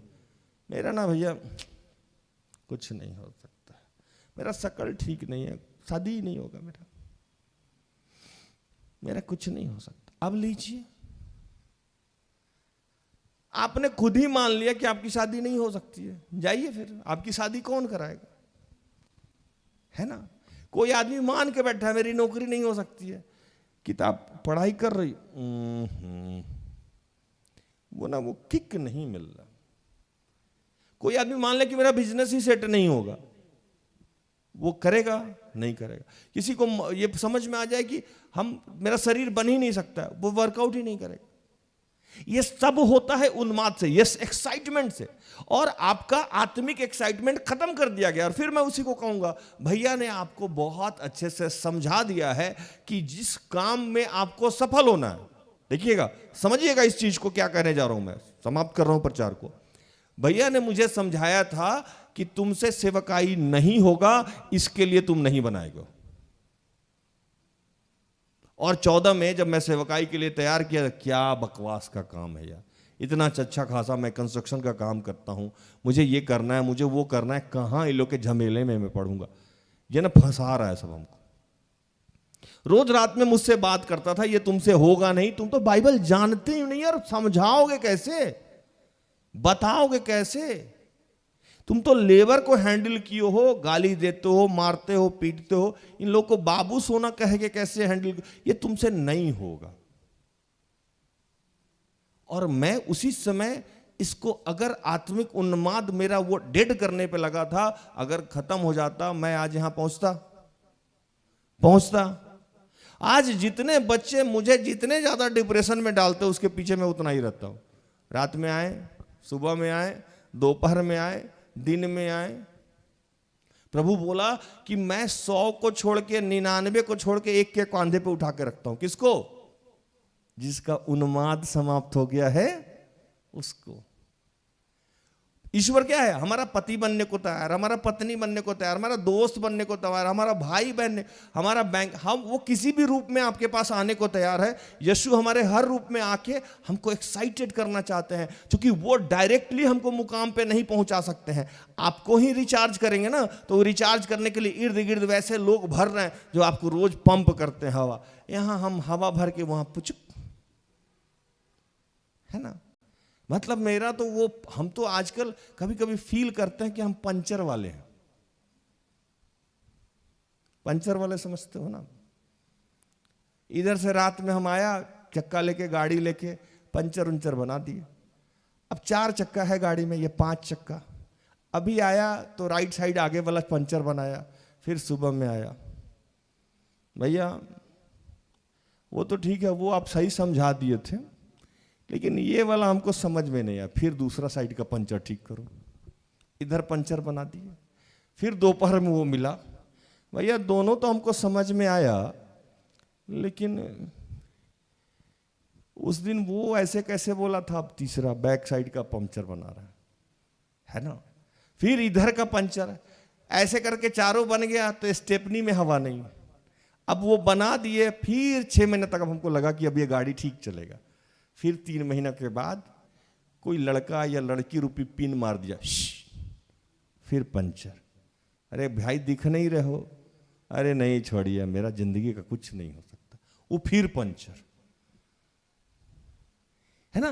तो क्या है, हम पंचर बनाने वाले हैं। किसी दिन मेरा मन करता है चक्का बदल दो। प्रभु कहता है ना, मैं रोगियों के लिए आया था, मैं पंचर टायर के लिए आया था। और तुम अगर मेरी बात मानोगे तो तुम पंचर बनाओ, है ना। मैं निरोगियों के लिए नहीं, मैं रोगियों के लिए, मैं पंचर आदमी के लिए आया था। पंचर बनाओ, यहां बनाओ, घर ले जाओ, ट्यूब ठीक करो, डायरेक्ट बिना ट्यूब वाला बनाओ, सॉल्यूशन लगाओ, टेप लगाओ, लेकिन पंचर से उसको या रिसोल्व करो, ठीक करो चक्का। यही चक्का चलना है, क्योंकि जिस जगह पे तुम लज्जित हुए उसी जगह पे महिमान्वित होगे। यही पुराना चक्का जब नया फ्रेश तेज दौड़ने लगेगा तो प्रभु को महिमा मिले। चक्का बदल के तो कोई भी काम कर सकता है। अच्छे स्टूडेंट को कोई भी पढ़ा सकता है, हालेलुया। खराब स्टूडेंट को हमारा यीशु पढ़ाता है, और वो अपने दास के माध्यम से पढ़ाता है। जब वो टॉप करता है, जब 12वीं फेल करने वाला DIG बनता है, तो उस पर फिल्म बनती है, हालेलुया। तो उन्माद में रहने का मतलब यह है, एक्साइटमेंट कम नहीं होना चाहिए। आप, शैतान आपको बहुत समझा रहा है, मत समझिए, सुनिए ही नहीं उसका। और खासकर वो वही बारे में ज्यादा आपको समझाएगा जहां आपको अचीवमेंट मिलने वाला है। उसको पता है कि थोड़ी सी ये ताकत लगा लेगा तो अचीव कर जाएगा, तो उसके बारे में सबसे ज्यादा बोलता है ये तुमसे नहीं होगा। जितना शैतान बोले सबसे ज्यादा फोर्सली कि ये तुमसे नहीं होगा, हंसिएगा, इसका मतलब यही हमसे होने वाला है, हालेलुया। इसका मतलब यही हमसे होने वाला है। कहा कि तुमको बाइबल नहीं आता है, बाइबल आता है प्रभु की कृपा से। प्रार्थना नहीं कर पाते हो, आता है। सेवकाई नहीं चलेगा, अरे चलेगा, चलता है। जमीन नहीं मिलेगा, मिला, है ना। सिस्टर एस्तर और तुम्हारा कोई मेल नहीं हो सकता। दुनिया का सबसे अच्छा मेल हमारा और सिस्टर एस्तर का। मैं प्राउड करता हूं कि मैं उनके साथ काम करता हूं। आपको मेरे और उनके बारे में जो बोलना है बोलते रहिए, मुझे बहुत अच्छा लगता है उनके साथ काम कर। जितना निगेटिव थॉट्स मेरे दिमाग में शैतान ने डाला, लोगों ने डाला, आज वो मेरे कामयाबी का सिला बन गया। क्यों? एक्साइटमेंट। तो प्रभु आज यही कह रहा है कि आचरण पे ध्यान दीजिए। अगर आचरण आपका बार बार गड़बड़ हो रहा है, इसका मतलब आपका संगति गड़बड़ हो रहा है, वचन में नहीं है, संगति में नहीं है, प्रार्थना में नहीं है। और अगर ये सब नहीं हो रहा है, इसका मतलब आपका एक्साइटमेंट कम है। एक्साइटमेंट कभी भी खत्म नहीं होना चाहिए। यीशु लास्ट तक दूसरे दिन जा रहे थे, अब थोड़ी सी 2 मिनट और। यीशु को पता था कि आज रात में 3 बजे 2:30 बजे सुबह में मुझे पकड़वाया जाएगा। सारे बच्चों को इकट्ठा करते हैं, बोलते हैं सुनो, जाओ फलाने घर में और कहो कि प्रभु आज यहीं, गुरु आज यहीं भोजन करेंगे। एक्साइटमेंट देखिए उनका, उन्माद देखिए।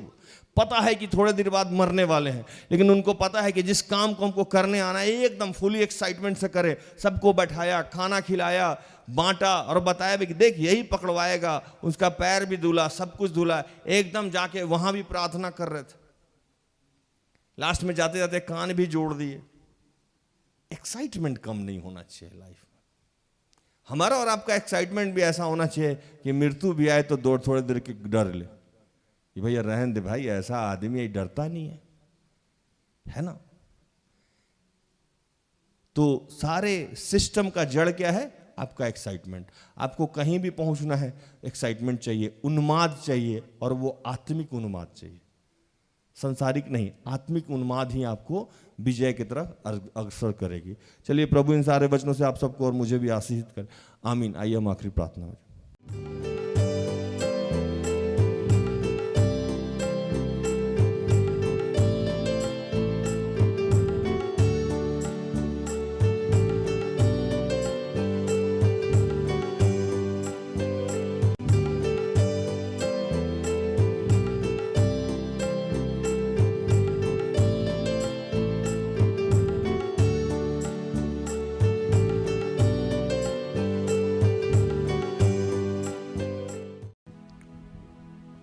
आइए हम प्रार्थना करें।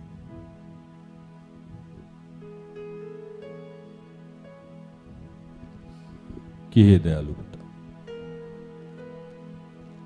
हे स्वर्ग और पृथ्वी के सृजनहार, हे हम सबके रचयिता, तेरा धन्यवाद करते हैं।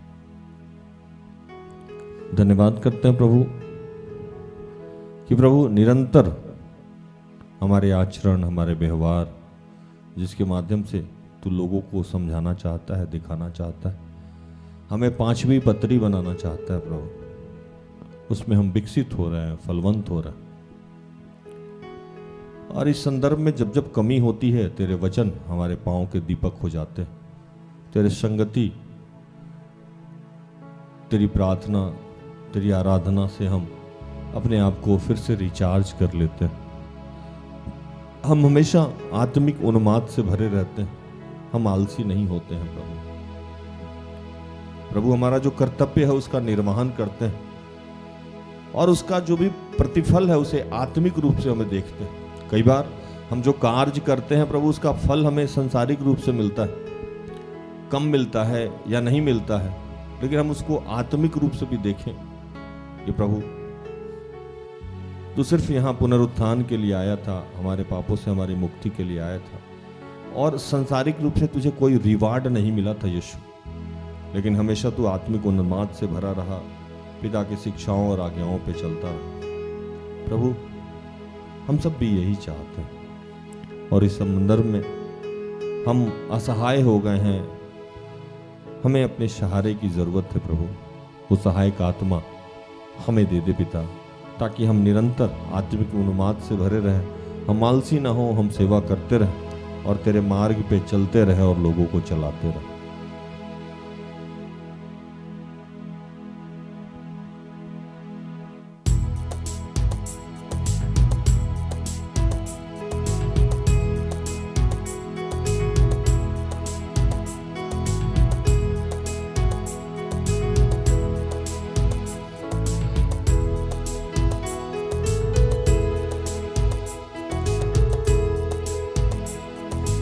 आजा पावन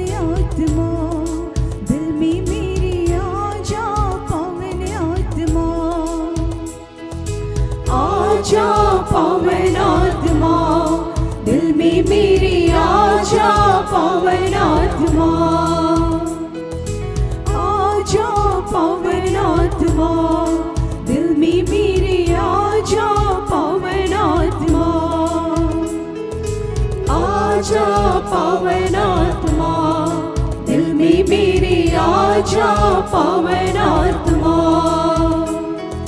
नूतन कर दे, पावन कर दे, नूतन कर दे, पावन कर दे, पावन आत्मा, पावन आत्मा, पावन आत्मा, पावन आत्मा, आजा पावन आत्मा, दिल में मेरे आजा पावन आत्मा, आजा पावन आत्मा, दिल में मेरे आजा पावन आत्मा। हे पिता, हम धन्यवाद करते हैं तमाम बीमार बच्चों के लिए जिन्हें तू आज स्पर्श कर रहा है प्रभु। फुलजेंस, अर्पित, हर्षित, गुड्डी, माधुरी, दीपा, सुरजीत, शीमा, नंद किशोर, जैतून, अजय, सुमीरा, राम प्रवेश, बरसिला, अलेक्सिया, अपूर्वा, वंशराज, मेधा, गोरेती, अंजलि, अनीमा, पूनम, सभियो, सुशीला, महक, इशिता, शारा, जैस्मिन, शीतल। प्रभु ऐसे जितने बीमार बच्चे हैं जहां भी हैं, जिस रूप में है प्रभु, और जितने गर्भ धारण किए हुए महिलाएं हैं प्रभु, उनके जच्चे और बच्चे के लिए मैं प्रार्थना करता हूं। जितने लोग के शरीर में कहीं भी दर्द हो रहा है प्रभु, मैं उनके लिए प्रार्थना करता हूं। और मैं प्रार्थना करता हूं उन तमाम लोगों के लिए जो नशे से ग्रसित हैं। निर्मला, ज्ञान, शालू, पवन, नंदा, लुइस, अनिमेश, अर्पण, सुशील, वीरेंद्र, जवेली, अनमोल, दीपक, आशीष, जो लोग बेरोजगार हैं या जिनका पढ़ाई में मन नहीं लगता है। अनुजा, सागर, नैन्सी, स्वीटी, जैन, मधु, अंजू, दीपेश, रोशनी, सचित, गोडलीबा, आदित्य, अंजलि, सुधा, प्रभा, अनु, नीलम, कंचन, अनामिका, दिव्या, सुमन, अनमोल, अनल, निशा, रेशमा, जॉनसन, सुषमा, सुसन, नीरज, नीलिमा, दानिश, सरोज, संजीरा, मनीषा, सुभाष, अंजेला, हनोक, एलेक्स, जो लोग पवित्र आत्मा के लिए भूखे और प्यासे हैं। अनीमा, सुषमा, रश्मि, प्रीति, ज्वाय, सबिता, अनुग्रह, प्रदीप, संदीप, प्रिशा, अनीत, मैक्सवेल, प्रेमा, अभिषेक, सुनमीत, अखिल, रितिका, ग्लोरिया। फिर जो लोग पारिवारिक प्रार्थना चाह रहे हैं, शीला, सुभाषिनी, सुभानी, मोनिका, लिली, अनीता, नमिता। जो लोग विवाह के लिए इच्छुक हैं, प्रार्थना चाहते हैं, वंदना, अमित, आशीष, रंजीत, असुंता, उर्मिला, विनीत, पुष्पा, पंकज, सरोज। जो लोग निसंतान हैं, संतान के लिए प्रार्थना चाहते हैं, किशोरी, संगीता। जो लोग आर्थिक तंगी में हैं, कर्ज से मुक्ति के लिए प्रार्थना चाहते हैं, निर्मला।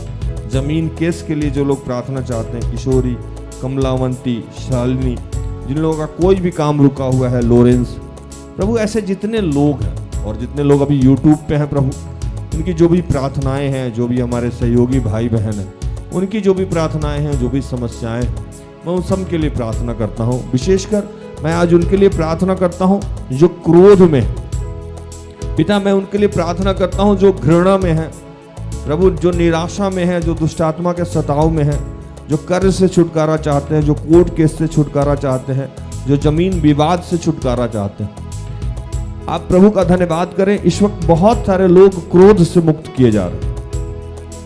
हर बात पे क्रोधित होने वाले क्रोध से मुक्त किए जा रहे हैं। घृणा जिनके तन मन में बसी हुई थी, अपनों से ही घृणा, हर काम में घृणा, हर बात में घृणा, प्रभु इस वक्त बहुत सारे बच्चों को घृणा से मुक्त कर रहे हैं। जो भी बच्चे निराश से, हताश से, डिप्रेशन में थे, उनको लगता था कि अब उनका जीवन नहीं बदल सकता है, वो बच्चे के जीवन से आज प्रभु ने निराशा को समाप्त किया। हम धन्यवाद करें।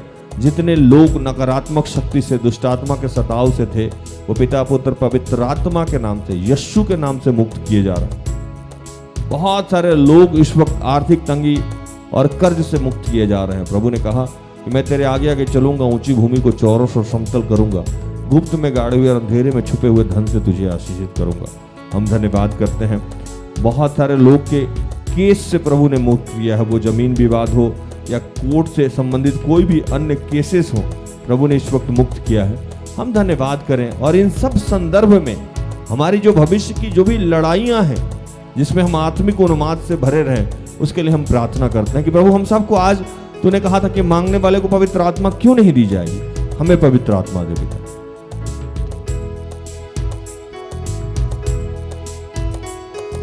स्वर्ग से हम पर उतरा, आकर हम पर छा जा। स्वर्ग से हम पर उतरा, आकर हम पर छा जा। स्वर्ग से हम पर उतरा, आकर हम पर छा जा। स्वर्ग से हम पर उतरा, आकर हम पर छा जा।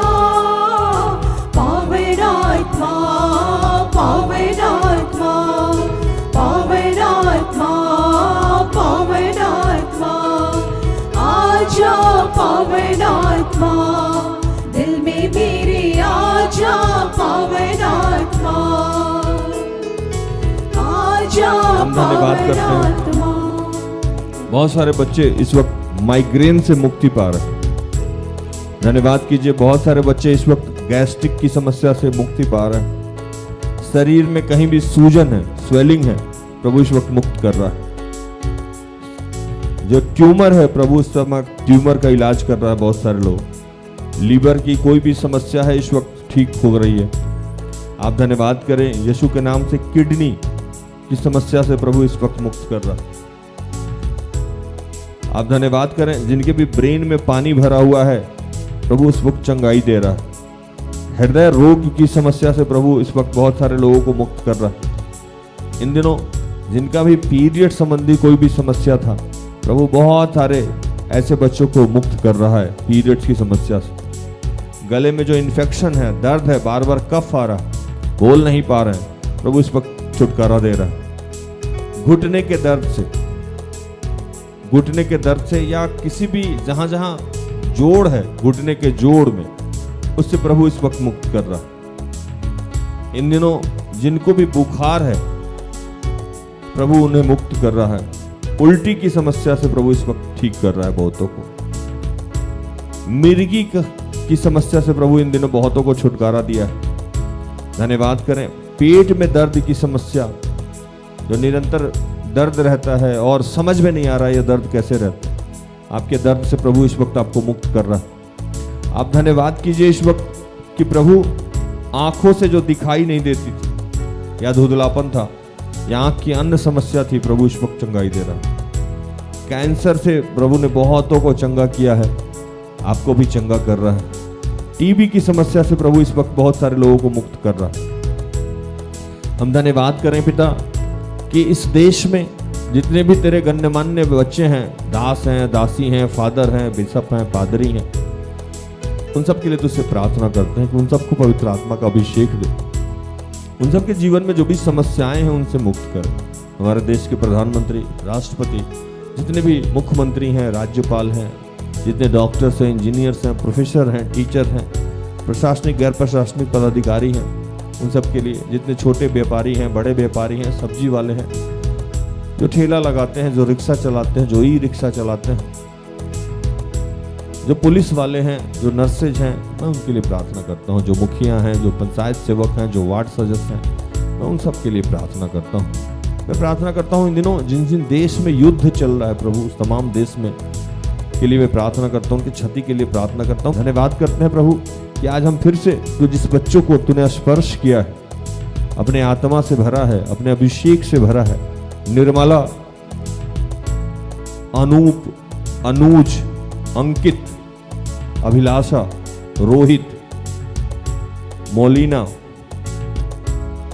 मोनिका, सीमा, सुधीर, शैलेश, सुधा, प्रेरित, अनिमेश, अनिल, आरती, जया, माधुरी, रोशनी, मेरी, पूनम, निशा, दिव्या, राकेश, प्रेम, प्रेम प्रकाश, ऐसे बहुत सारे बच्चे हैं जिनको पिता ने इस वक्त स्पर्श किया है, छुआ है, अपनी आत्मा से भरा है। विश्व में जितने तेरे बच्चे हैं, जहां भी हैं, जिसको भी तूने बनाया है, तुझे जानते हैं, नहीं जानते हैं, मानते हैं, नहीं मानते, उन सबको तेरे हाथों में समर्पित करते हैं और इन तमाम प्रार्थना को प्रभु यीशु के जीवित और पवित्र नाम से मांगते हैं। दया से सुन और स्वर्ग के राज में ग्रहण कर, आमीन। तो धन्यवाद, प्रभु आप सबको आशीष दे। आशा करते हैं कि आज की प्रार्थना से, आराधना से, वचनों की उद्घोषणा और अंतिम प्रार्थना से प्रभु ने आप सबको स्पर्श किया होगा। प्रार्थना उद्धा परिवार निरंतर आपका आभारी है कि आप हमारे साथ हैं, हमारा सहयोग करते हैं। आज के लिए हमें इजाज़त दीजिए। कल संध्या 5:30 में हमारी आपकी फिर से मुलाकात हो जाएगी। तब तक के लिए स्वस्थ रहें, सुरक्षित रहें, सरकारी नियमों का पालन करें, प्रभु के आदेश का पालन करें। जैसा मैं रोज कहता हूं कि हम सब में बहुत सारी दुर्बलताएं हैं, कृपया हमें क्षमा करें और हमारे लिए प्रार्थना करें। प्रार्थना उद्धा परिवार अगर आपकी किसी भी काम आ जाए तो कृपया हमें संपर्क करें। हम सब अपने आप को धन्य समझेंगे। प्रभु आपको आशीष दे। जय यीशु सहाय। Praise the Lord. Good night, goodbye. सारे दिल से, सारे मन से तेरी आराधना मैं करूं, तेरी आराधना मैं करूं। सारे दिल से, सारे मन से तेरी आराधना मैं करूं, तेरी आराधना मैं करूं। सारे दिल से, सारे मन से तेरी आराधना मैं करूं, तेरी